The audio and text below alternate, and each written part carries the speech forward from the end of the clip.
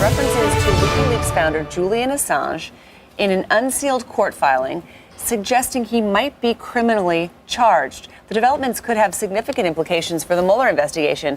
Assange has made a name for himself leaking government secrets, including on the wars in Afghanistan and Iraq. Our breaking news this evening is the identity of the man who sent the Obama administration into defend and explain mode this week. His name is Edward Snowden. He's an American former CIA employee and computer technician. Today, he came out as the leaker of classified NSA documents that spell out a secret surveillance program. Hold on to your butts, Hawk Watchers, because I'm about to spin you a tale of government and media collusion that should make your hair turn white with rage and stomach turn upset with disgust. This week, the world discovered that the much vaunted British Broadcasting Company, or BBC, has been, how shall we say, less than upfront about their hiring practices. Yes, the BBC has finally officially admitted that MI5, the United Kingdom's domestic counterintelligence and security agency, played a major role in politically vetting BBC job applicants from, get this, the mid-1930s until the 1990s. Let that one sink in a minute. A highly secret intelligence agency was deciding who was allowed to report, edit the news, and work for the United Kingdom's oldest and biggest public service broadcaster for more than 60 years. And they call RT state-controlled propaganda? Hello and welcome to another My Virtual Jericho every Wednesday at 5:30 here from downtown Jericho. You can join us for interesting people, interesting stories. Today we've got a rather special guest. We were due to have the head of humanities talking about the new building, but unfortunately her son has got COVID, so she's had to opt out. But we've got an even bigger star. We have Dr. Paul Lashmar, who's head of journalism at City University. And if you didn't know it, City University journalism department is the best in the country. People fight to get into their journalism department, especially for postgrad work. Declare an interest. Paul's an old friend, so he's stepped in to the breach, but he's also just published a fascinating new book called Spies, Spin and the Fourth Estate, all about journalists as spies and spies as journalists. There it is. It's available in all good bookshops and on Amazon. You can buy it now. It's a good read. Paul, what's it all about? What's it all about? Well, it is, in fact, a thesis book. It's the book of the thesis I wrote for my doctorate, and I decided to. I noticed that no one really wrote about this area, so I'd been reporting on intelligence matters. I first started in 1976, and variously, sometimes people say to you when you're doing a doctorate, "Oh, how long did it take you?" It took me 3 years, or it took me 4 years, and I did mine in 3, but in a way, I did mine in 38 years because the point I started looking into intelligence and building up that knowledge was 38 years. And the other strange thing about the book was that I was very keen that it should be academically inclined because, I am an academic and we take concerns of things like the ref, where we're seen to be esteemed academics. So I went to Edinburgh University Press with the help of Richard Aldrich, Professor Richard Aldrich of Warwick, who I think is probably the best independent intelligence historian in the business. Excellent books on GCHQ and many other things. And so I put my book in, and the reviewers looked at it and they said, "My God, this is too theoretical." So I thought, this is an academic publisher. No, they said, what we want from you is much more about your personal experience. There's too much theory here and not enough what you've got special, which is having reported all this stuff, which I suppose in a way is true because, as you'll see if you go through the book, I was trying to. It's quite an interesting book structure because I wanted to, talk about the stories that I'd worked on, to put them in the context. And I had, I'd done Spy Catcher, I'd done MI5 vetting of the BBC, I'd done Death on the Rock coverage, and lots and lots of stuff around renegades like David Shayler, and covered the politicization of intelligence that occurred during the Tony Blair period with John Scarlett, which I really wanted to have a look at. And that sort of, so I did have to rewrite it and put all these elements in. which I think actually the book benefits from, because it's now much more reflexive. I try to be self-critical. I think that's quite important, to look back and say, what did I do right and what did I do wrong? How do we generally go about this? But it really, the whole point of the book is to examine the close relationship between spies and intelligence. And as I point out pretty well at the beginning, is that goes back almost to day one of what we think of modern intelligence. And that is simply setting up of both MI5 and MI6, which was effectively about 1909, was sparked by the enthusiasm for scaremongering by one journalist, and so there was this big thing that the Germans were about to invade, and so they realised it's quite remarkable, really, given the size of the British Empire, that there was no real central intelligence agency. It was all scattered military intelligence, pretty well, except for the special branch, which had been set up in the 1860s to deal with the Fenians, the Fenians who kept blowing things up. So it wasn't until 1909 that they tried to put something in order. And actually, you could make a joke of it. The first 3 or 4 years of the intelligence agency, as at that time, before they became MI5 and MI6, was like chaps who were like Bertie Wooster, pottering around with their Bentleys and smoking pipes and going and hiding out in Germany and being rumbled by the Germans because they were so obviously British spies. It's very amusing. But you actually then start to see, by the First World War, when they get really, it gets serious, is that a pattern already begins to emerge of journalists being co-opted into intelligence. So one of the big themes of the book is looking at the implications of that. What happens when journalists cross the line and become intelligence officers, or when intelligence officers cross the line? And this is absolutely central, because I think, as the book demonstrates, and a lot of my work over the last 40 years demonstrates, is that this has occurred consistently for many, many years. And it sort of was acceptable in the First and Second World War, but was it acceptable by the time of the Cold War? And I think that's one of the great questions that the book deals with, is intelligence agencies. What are intelligence agencies there for? They're there to protect the state and democracy in a democratic nation. And if they're there to do that, what is democracy? Well, one of the prime definers of what a democracy is quite simply freedom of expression, or the freedom of the media. So the media should be free to allow, discussion in the public sphere, that the public should be well informed by diverse, pluralistic media, and that's what they're supposed to protect. But they don't. In lots of occasions, they seek to manipulate it. And certainly throughout the Cold War, they did things like set up the Information Research Department, the IRD, and that ran through for some 30, 40 years.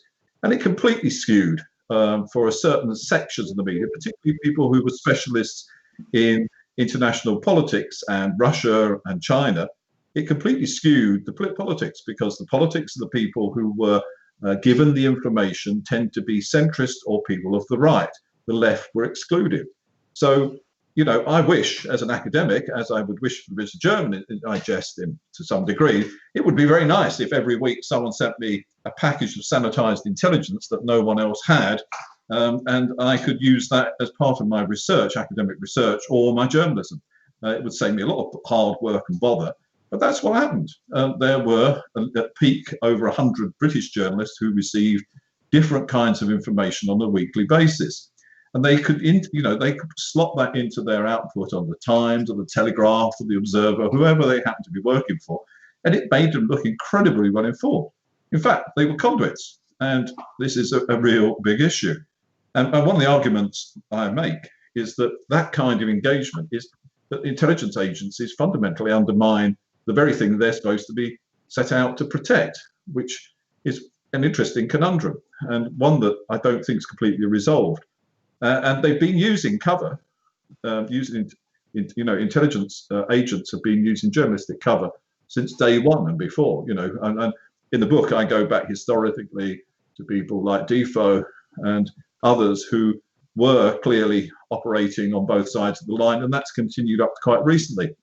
And the only mission I've ever seen was, oddly enough, was David Oman, who was for a brief period the head of GCHQ, in a panel at City about 7 or 8 years ago with Alan Rusbridger, where Oman said, "Oh, we used to use journalistic cover, but we don't anymore because we've considered it puts them at too much risk." Well, thank you very much, David. That's the first and only admission I've ever seen official, from a serious official, but that's exactly what they did because they tend to keep the lid on it.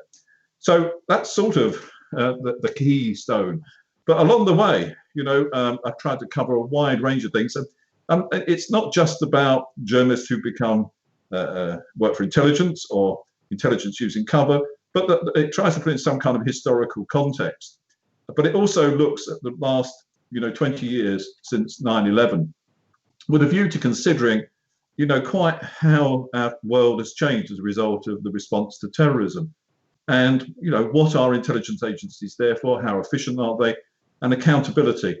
And accountability is the heart of this. I think, one of the points I make very forcefully is if you've got the main accountability mechanism pretty well for intelligence is a parliamentary committee in which you're planning to put Chris Grayling in charge of, it doesn't speak too well of it.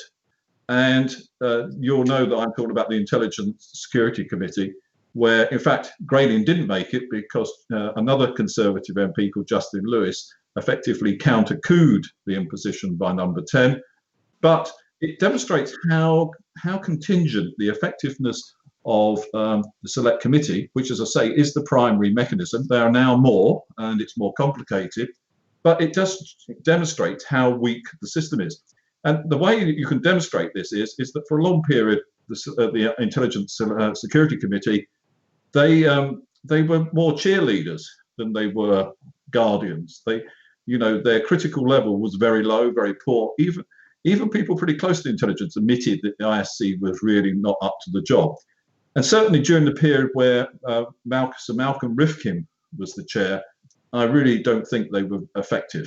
I mean, really, that was complete cheerleader. And, he was in the position that just before Snowden revealed the extent of how GCHQ had expanded massively and were working on very, very thin legal grounds, the ISC had completely cleared them and said that there was no issue about this at all. So they were left looking, completely looking ludicrous. What then changed was that Dominic Grieve took over as chair because Rifkin was involved with a bit of a scandal and left the post to do with something entirely different. And Dominic Grieve took over, and Grieve turned the whole thing round and produced extraordinary documents, reports about torture and rendition and around Snowden. And the quality of those. I mean, in fact, I had to rewrite the book because my book was going to say, I've been doing this 40 years and I've never seen proper oversight effected. And then along came Dominic Grieve and buggered up my chapter intro because I had to change it and say until Dominic Grieve appeared, where now he's actually done the best I've ever seen. And even with the limitations that were imposed upon them, Theresa May wouldn't let the parliamentary body interview MI6 officers because they could incriminate themselves about what happened, in Libya and elsewhere. So I would say that Dominic Grieve did a bloody good job. But if it's all down to the quality of your chair, what kind of accountability process is that? And also, I would say that the people whose job it is to monitor GCHQ have had very, very limited technical expertise available to them. What GCHQ does, and if you want to get yourself frightened, besides my book, I'd recommend Barton Gellman looking at his book has just recently come out as well, which is Dark Mirror, which is about the American side. And, the sheer scale of the amount of bulk collection that goes on. And I was reading it, and even when I read it, thought, God, it is frightening when you put it in those terms, Barton, because we're talking about it's not that what they can find out about you once they've identified. They can now go back on your life.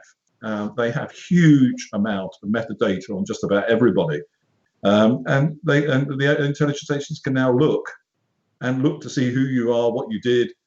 I mean, there's always, of course, an importance about being able to track terrorists, But is this the most effective method of doing it? And what are the civil liberties implications, privacy, and all of that? And do we still feel that government will always be a liberal, benign institution?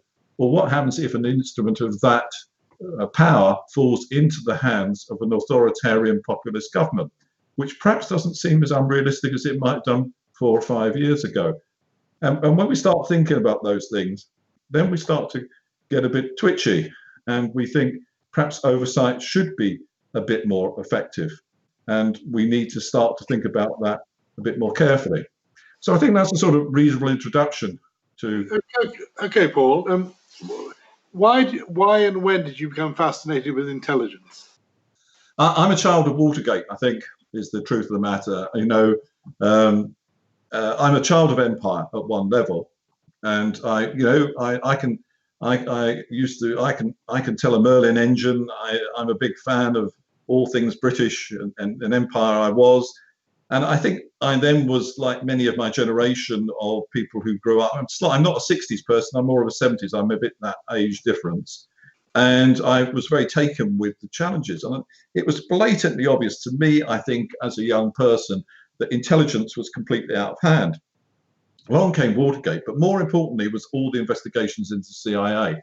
And as a student, I was lucky to work with a lecturer who was doing a lot of investigative journalism in this area, and looking at American imperialism in the Caribbean and Central America, what the British had really done. It's all great boys' own fun, having a covert action and overthrowing a government, and you can twiddle your moustache with pride at who you've overthrown. But the consequences, the long-term consequences, are so horrendous. Look what we did in 1953 in Iran. I did work on some of that. It's still percolating, that. It still resonates. Look what we did. We overthrew one government and replaced it with another. That was a democratic. And in Guyana as well. And in Guyana. And the Chedi yeah. Loads, Chedi and lots of others. And what are the consequences? We cause immense resentment, hatred of the West. And is Iran a better place for what we did in 1953? I think that's a very open question. And you can go around the world looking at these situations, and often we've made a real mess of it, and we interfere, and we don't. So it's that's the problem. Is that it's still two boys' own in that regard. How did you start to get paid for this hobby of yours? My hobby? I didn't at first, like many good students. I did it because I was curious, and I was working with someone, and I kept finding things out. I'm a journalist, and I didn't know I was a journalist at the time. But that excitement that you get, you think, oh gosh, forgot that I reckon the one distinct thing that I'll tell you. Richard Fletcher said what we ought to do is it was about Jamaica, how the Americans had tried to destabilize Jamaica in the early 70s. So he said, what we ought to do is just show where the CIA are. This is in a non-terrorist period, so bear in mind, in the American embassy in Grosvenor Square, where are their offices? And we knew people had actually been to see CIA offices, so we knew where it was. So he said, well, what we need is a floor plan. So I said, oh, yeah, okay, Richard, floor plan. That's good, laugh at it. You're going to get a floor plan of the American embassy so you can see where the CIA. He said, no. He said, go off to I was at North East London Poly. So he said, go off to the library, go to the architectural department.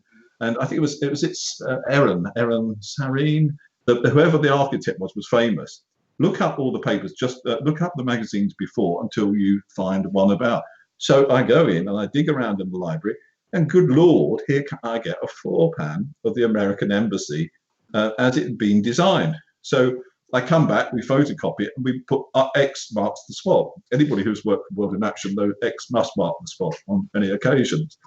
So we put that we took a photocopy, put an X, put it in. So the fact is, it was in the public domain, as is so much more. It's knowing how to find things out and look at them. And, you don't go and steal it. You're not hacking them. You're just finding out what you can get out of the public domain. So as for making money, these escapades, we sold the story of IRD, I think, in January 1978 to the Observer. So I went to the Observer, and I was working with the news editor there at the time, the investigations editor called Jack Crossley. And he said we did it all. We had all these files, everything in order. So a couple of months later, he rang up Richard, who was my lecturer, and said, I need a good researcher. I noticed your lads were really organised. So he said, yeah. He said, well, you got anybody in mind? He said, oh, it's Paul. Paul, he's about to finish his course. Why don't you send him down? So I went to the Observer. Oik from East London turned up, and Jack said, I'm looking for someone to research. Okay, Jack, how can I, be interested in that? So he said, all right, I'll take you on as a freelance researcher, 15 quid a week. So, and we'll see how it goes. And that then, in due course, transferred into a full-time research job, and then I became a reporter. So that's how it worked for me. So you snuck into journalism? I snuck in. I didn't do the 2 years in the provinces. No NCTJ. You just landed on your feet. No, I just confined stories. And then you were Observer for quite a long time, weren't you? I was. I arrived there in June '78 and left at the end of '89 because things had become so difficult because of the relationship with Tiny Rowland. Right. Now, you were very lucky to team up with David Lee there, of course. Yeah, I was very lucky. I was a very lucky person in the 80s. Robin Lustig, who many people will know as the avuncular voice of The World Tonight for many years, was the news editor subsequent to Jack Crossley. And he had this researcher, he didn't know quite what to do with him. He kept poking around in things. And then he managed to persuade the editor to hire David Lee from The Guardian, who was very disaffected about some things that had gone on. And David arrived, and what then happened was that Robin said, well, why don't you have Paul work as a researcher? So I thought, okay, all right, I'll give it a go. But David and I struck it up. We just worked, we were just a natural team. We were quite different in some regards. But our love of stories, finding things out, and our sense of, I think, our moral compass and a belief in the value of journalism in a democracy is absolutely in line. And we are still firm friends, 40 years later. So, and I spoke to him the other day, as I often do. It's been he gave me some advice on something I'm working on. So. He speaks very highly of you, by the way. You ought to know. Now, what were the best? He's one of the best. He's one of the best. What were the best stories you worked on in Observer? Oh God, the best stories I worked on. Well, MI5 vetting got us a Reporter of the Year, so I wouldn't complain about that. Explain that story to those of us who are too young to remember Christmas trees. And this involved Mark Hollingsworth, who's another reporter who's around. He came to us with some basic information that he had uncovered about the fact that it seemed to be he was getting information that the BBC massively screened anybody who was applying to join the BBC, and it seemed to involve using the MI5. And also, it wasn't done very well by MI5. So he gave us the information, then we worked it, and then we went round, and using the Observer's illustrious network, we were able to we got to former director generals, all sorts of key people who said, yes, everybody's kept a lid. We're not, and many of them wouldn't go on the record, but they said, yeah, and we had lots of problems. And of course, what we looked at was where they'd really got it wrong, in particular, because I have a lifelong hatred of blacklisting because it's aimed at working people usually, and you don't have any recourse. The blacklisting is profoundly immoral. That you don't give someone an opportunity to challenge the information that you are wrecking their lives on. And so this was, and we found lots of cases where people had applied to the BBC. Because most of the people we were looking at were particularly reporters or producers, that kind of thing, people who are going to become or researchers, start their career, and they were offered a job, and then a couple of months later they were told not to turn up. But what they didn't know is that what the joking little green triangle had been placed on their file, which meant that they had failed the MI5 vetting for this post, and so they were turned away. And I mean, the classic one of it was Isabel Hilton. Now, Isabel Hilton is the nowadays the editor of China Dialogue, an expert on China, and is probably one of the most highly regarded journalists in the country. She is, a sort of moral authority in so many ways, a great journalist. Well, early in her career, as a student, at Edinburgh University, she learned to speak Chinese, and she was working for an organization. It was something like the Anglo-Sino Committee or something. And MI5, when she would apply for a job at the BBC, got confused and mixed it up with an Anglo-Sino another body that was a different one, which was actually a Communist Front. So she was rebuffed from her job, which altered the course of her career, because some Burke at MI5 didn't know the difference between the two organizations. And we found this kind of thing quite frequently.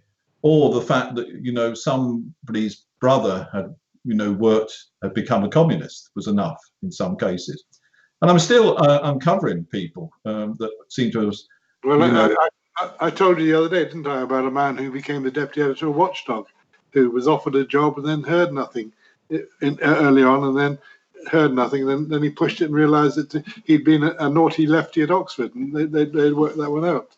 Yeah, I mean, it must have impacted on hundreds, if not thousands, of people's lives without them ever revealing it.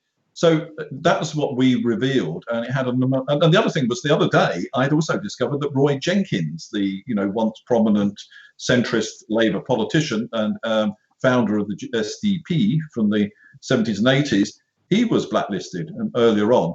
So it was extensive and involved a huge number of people, deeply immoral, deep ramifications for those people's lives, and we got to the bottom of it, and therefore there was a huge furore, and it went on for a while. Some of us went out on strike over it. I mean, there was a special man called Brigadier Stoner. Brigadier Stoner. We went and knocked on his door, in his secret door. We had agents within the BBC who let us in through the security, so we could go and knock on the door. That and it just went on. But in fact, they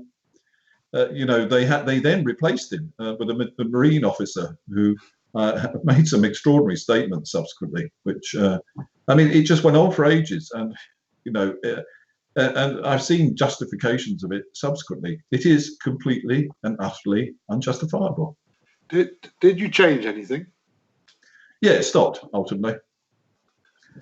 And there is and also I worked a lot on the Economic League, which isn't an intelligence, but I think one of the things we still don't know is how close the Economic League, which was an industrial blacklisting organisation aimed at people particularly in the building industry.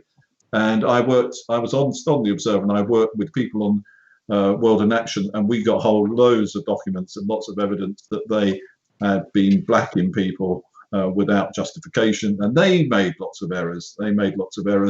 They were an insidious organisation, and I think one of the things we still don't know, because I don't think the files are in National Archives, is how, or even if they still exist, is how close they were to Special Branch and MI5. They included people they blacklisted included Ricky Tomlinson, the actor, correct? Indeed, yeah. Well, there's a whole chunk in the book about Ricky Tomlinson and how the appalling circumstances that led him to being jailed. I mean, just shocking in retrospect, shocking.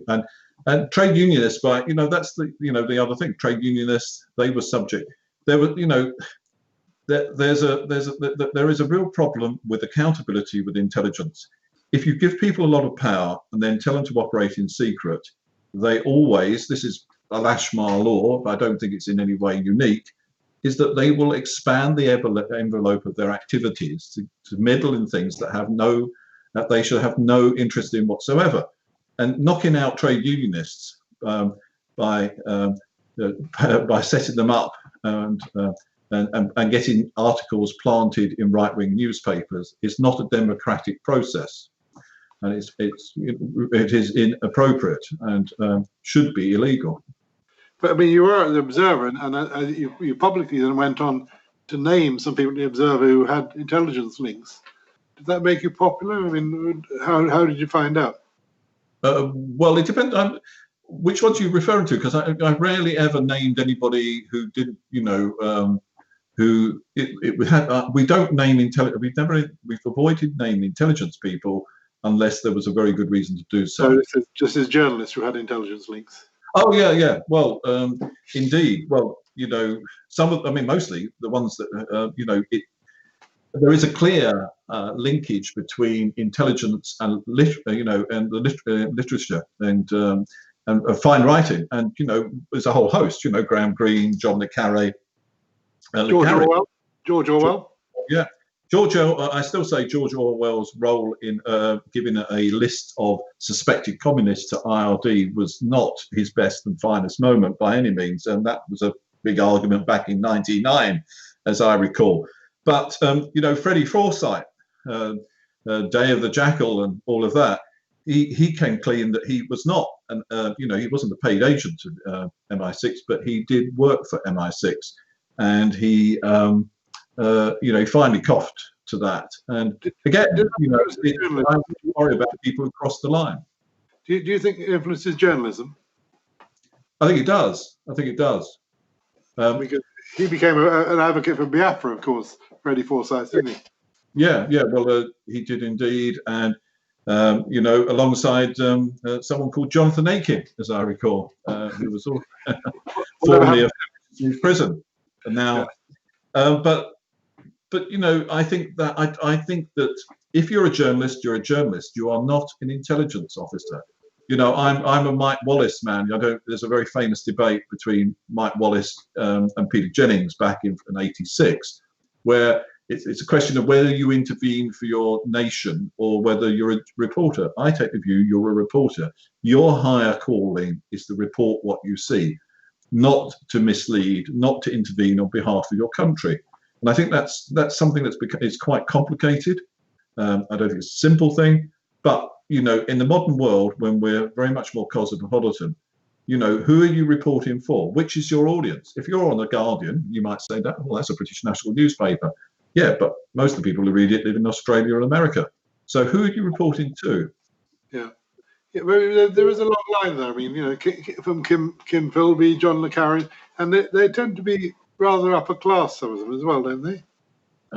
Yeah, well, that's how that's the assumption that the Old Boys Network worked. That's another huge joke about it, is that it was the class thing with certain intelligence, particularly MI6. I think that was where that's how it was recruited. But then again, so did Spies.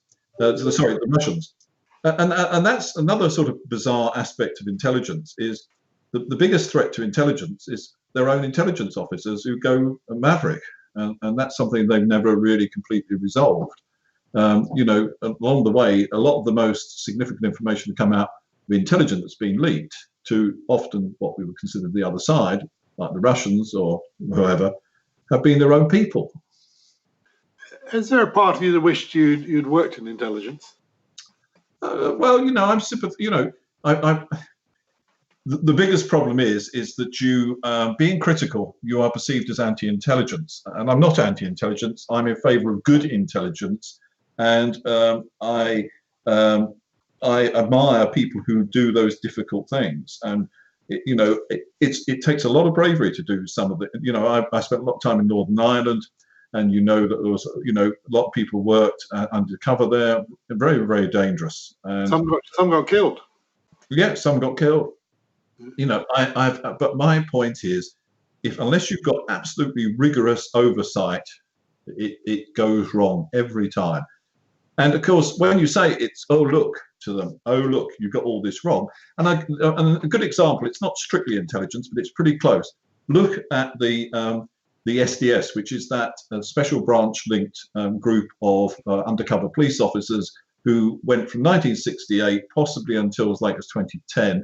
Where they went completely out of control. They were sent in to look at left-wing and anarchist groups, and they ended up having relationships with women on false pretenses, or in some cases, women with men on false pretenses, and having children. Where's the morality? What kind of moral compass did those people have?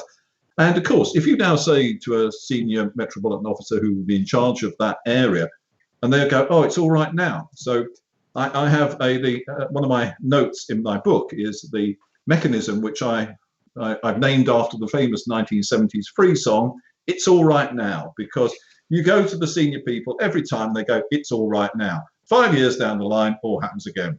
So oversight is the only way to save that and stop it. And I'm a big fan of effective oversight, and I'm looking forward to seeing some put in place at some time.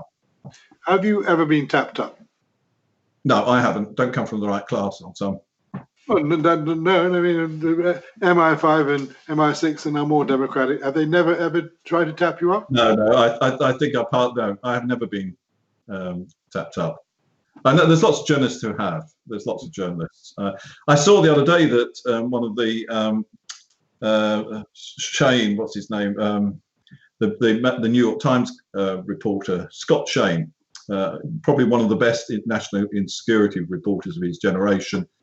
He was tapped up by the CIA, and lots of people, were tapped up, especially if they went to Oxford or Cambridge, because that's where they recruit.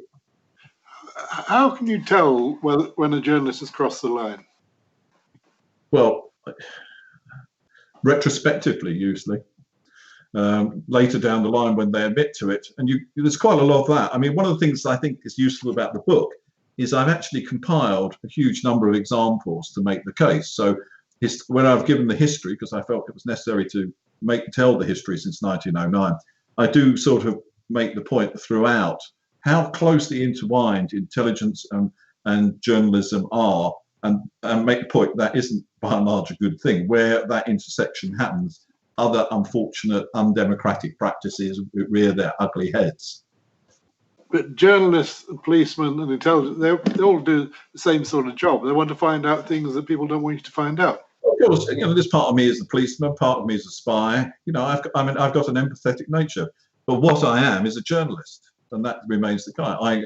I go and look and find out what people are doing that shouldn't be. That's my job. An investigative journalist. That's my basis. I understand the complexities of the situation. I'm open to criticism. I'm accountable. If I get things wrong, I will change them. There are all sorts of mechanisms in place. Journalism is complex and not always attractive, but it does have a number of rather seriously built-in accountability features, much more so than intelligence. You said earlier on that at one point MI5 and 6 had 100 journalists on their books. How many do you think they've got now? Well, I don't know. I just don't know the answer to that, which, that would be interesting. And it depends on your definition of what on the books means. If you mean, I have to give credit. The MI5 officers I met from 2004 onwards, well, 2000 onwards, were pretty impressive characters by and large. I mean, there was a clear quality shift after the Peter Wright generation. And there was a sort of bit of a lull because a lot of people who worked in Northern Ireland had become they'd become convinced of their own justification for what they did. But then a new wave of people came in the 2000s, and then there was another wave, because there's a new wave of quite sophisticated people who've been teachers, people in the city, all sorts, but not from, as you point out, from the traditional recruiting areas. But then they realized they were terribly short of people who knew how to look at things like the community in Beeston and actually get information, because they just weren't from that culture. So there was a big move there too, to have people who were more representative of society in the modern form at large. So, they were impressive. I've given credit when I did go to talk to them. I mean, the first time I went for lunch with an MI5 officer on the formal, which I discuss in the book, which is that I was the link person at the Independent for the security services. He arranged to meet me in a restaurant called KGB, which I thought at least demonstrated a sense of humour. But MI5 is not alone. I mean, every embassy in London has somebody whose job it is to spy, surely, especially in the Cold War. Yeah, but I mean, at what point does the game become the game? And I think one of our big problems is how you define national security. is why did we not know? This is an unresolved question, but I think important. Why did we not know there was going to be a crash in 2008? Why is it that capital flows across the world are excluded from national security analysis? Still are, by and large. Why is it that no one considered a pandemic a national security issue to the level of importance that they've placed with terrorism? The pandemic is taking out a lot more lives than terrorism has ever done in the UK. It's a national security threat, and look what it's done to the infrastructure and economy. So it depends on whether you think national security is a man with a Beretta, or whether it's what is the biggest threat to your society, and how are you going to watch for it occurring, and when you see it on the horizon, you do something to stop it happening. How diverse do you think the intelligence services are now? I mean, do you think they've got across Muslim terrorism, Islamic terrorism in this country? Do you think, or do you think it's happenstance if they happen to find it? I think they've done a very good job in more recent years. I think they have diversified their. Recruitment. They're much more impressive than they were in the past. And they clearly have stopped a lot of activity. And they're in much better shape than they were, because there were, from 2000 to about 2005, there were a lot of, I was a consultant to the film Form Lions. And the reason that was that I shared with Chris Morris this sort of, whenever you looked at in the way that, it was just bewildering at that point sometimes, how the MI5 ever caught anybody and how terrorists ever achieved any kind of piece of terrorism, because the things they would get up to, obtaining bleach or how they arrested, were quite laughable on both sides. I mean, if laughable in the sense of a tragedy, but it was such a mess. He brought that out, I thought, very well in the film Four Lions, that sort of slightly comedic, because it's the satire of it made it more engaging. It's a bit like The Strangelove. You tell these things straight and they don't have as impact unless you turn them into a satire. But I think the quality has increased over more recent years, and the level of prosecution and involvement and being more being more organised. I think Brexit is going to be very damaging to national security. I think the relationships with Europe are going to take a real knock from what I've heard, and I'm very worried about that. Now, you and I are both getting on a bit, me more than you. Younger generations of journalists, do you have as much interest in intelligence as you do? It's a hard question to answer, really, because there are still specialists. I mean, I don't think so much at the moment. It's much harder to do because it's harder to make those contacts, I think, is one thing. So it's the old hands who have to maintain their contacts, kept going. There's some very good people. I mean, Sean O'Neill, I've always had high regard for his ability to get those kind of stories. Who does he work for? He was Times, wasn't he, for a long while, and a few others. But I think it's quite hard to get into. But in America, of course, where it's all on a different basis, that most newspapers have a national security reporter.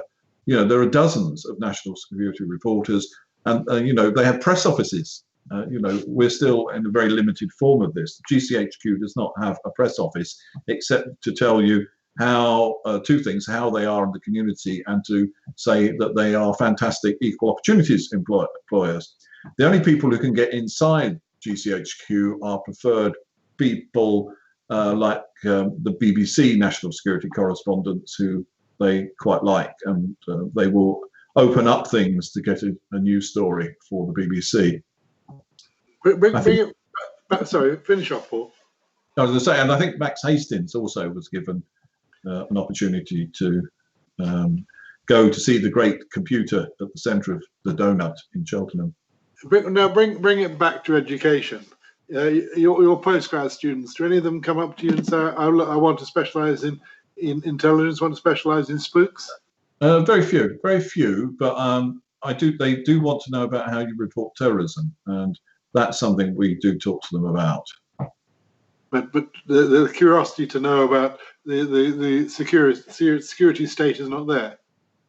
Not to the same degree. I mean, it's not 1974. We're not in a Watergate thing in the same way. I mean, the level of malfeasance in intelligence. I mean, one of the great things from David Lee and my point of view is we had 30, 40, 50 years backlog of historical material to reveal.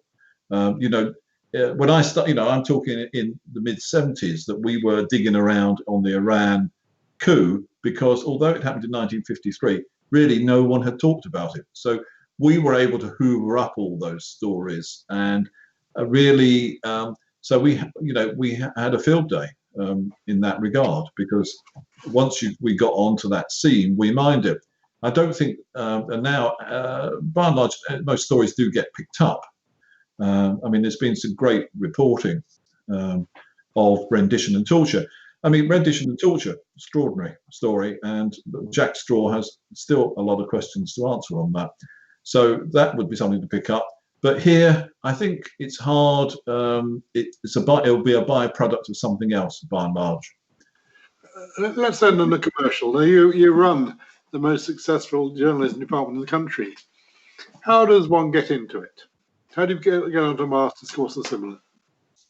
Well, you apply. You decide which of the courses you want to do.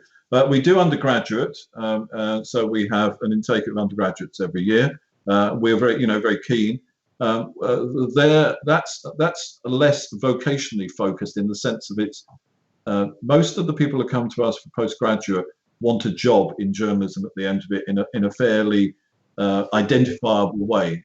Very few of them would be looking for a job in PR. They want to be straight journalists. So this year we have 325 postgrads who are doing financial journalism, investigative journalism, data journalism, interactive newspaper, magazine, international broadcast, television, and they're focused. Believe me, they're focused. And this year they've been fantastic given the circumstances in which they're in.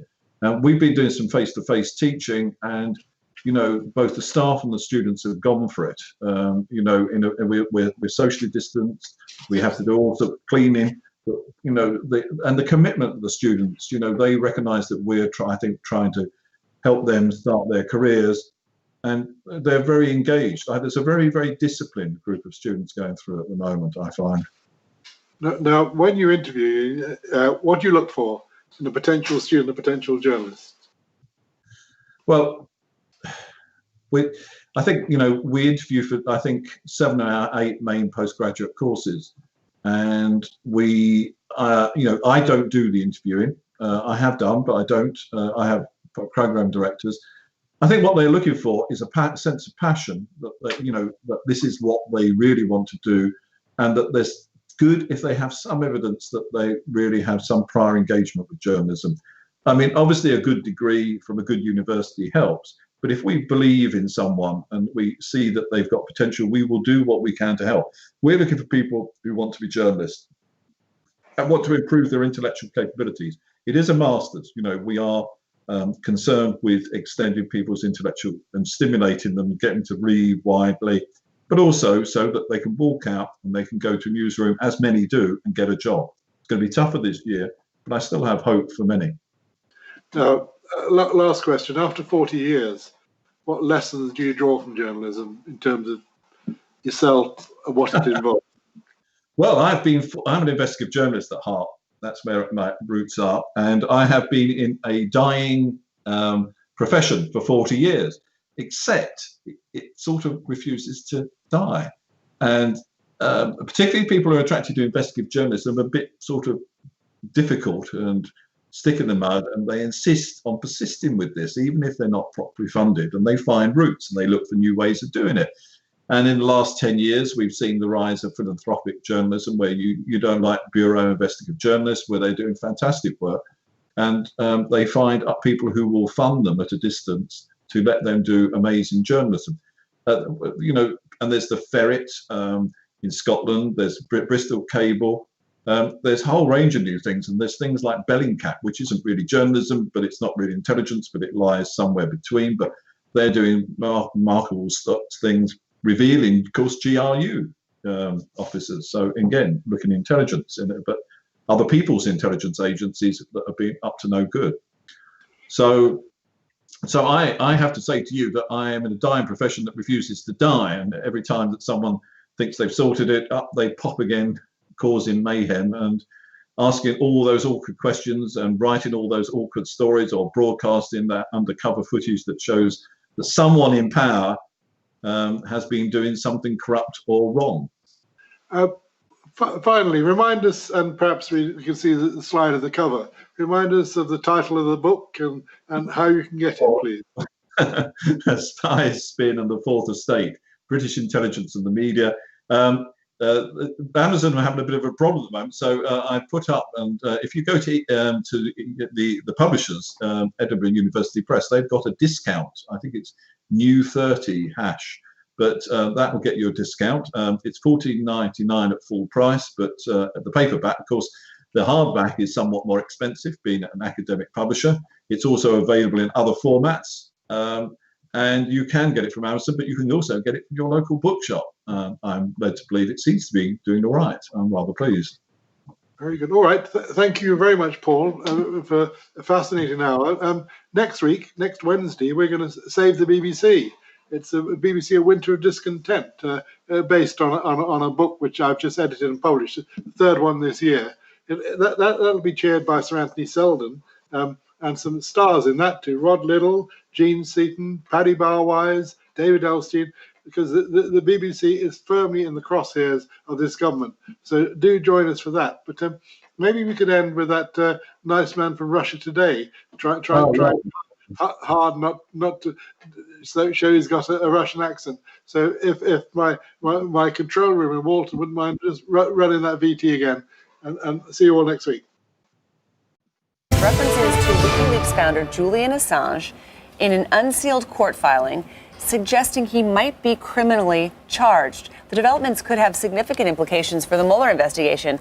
Assange has made a name for himself leaking government secrets, including on the wars in Afghanistan and Iraq. Our breaking news this evening is the identity of the man who sent the Obama administration into defend and explain mode this week. His name is Edward Snowden. He's an American former CIA employee and computer technician. Today, he came out as the leaker of classified NSA documents that spell out a secret surveillance program. Hold on to your butts, Hawk Watchers, because I'm about to spin you a tale of government and media collusion that should make your hair turn white with rage and stomach turn upset with disgust. This week, the world discovered that the much vaunted British broadcasting company, or BBC, has been, how shall we say, less than upfront about their hiring practices. Yes, the BBC has finally officially admitted that MI5, the United Kingdom's domestic counterintelligence and security agency, played a major role in politically vetting BBC job applicants from, get this, the mid-1930s until the 1990s. Let that one sink in a minute. A highly secret intelligence agency was deciding who was allowed to report, edit the news, and work for the United Kingdom's oldest and biggest public service broadcaster for more than 60 years. And they call RT state-controlled propaganda?